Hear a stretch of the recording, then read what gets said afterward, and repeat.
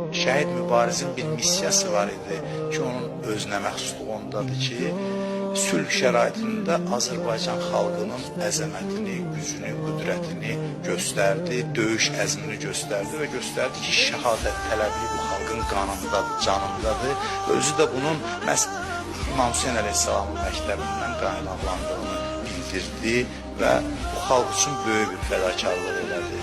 Yəni, o tək başına döyüşçülər olan yerə getdi və ölümü gözünə qoyub, şəhadət arzusu ilə, şövqü ilə o misilsiz qəhrəmanlığı göstərdi və elə bir yenidən diriltdi bizi və diriliyimizi göstərdi özümüzə ki, biz diriyik, biz qadirik torpaqlarımızı işğaldan azad eləməyə. Mən heç vaxt boğazdan yuxarı söz danışmamışam, yəni mən o pafoslu söz xoşlamıram. Mənim başa düşdüyüm budur, şəhid mübarizin o hərəkətindən, o mübarizəsindən ki, həqiqətən də o xalqın boynunda onun əziz xatirəsi həmişə yad olunmalıdır bütün şəhidlərlə yanaşı. İlk növbədə inanclı insanlar, uşaqlarının övladları.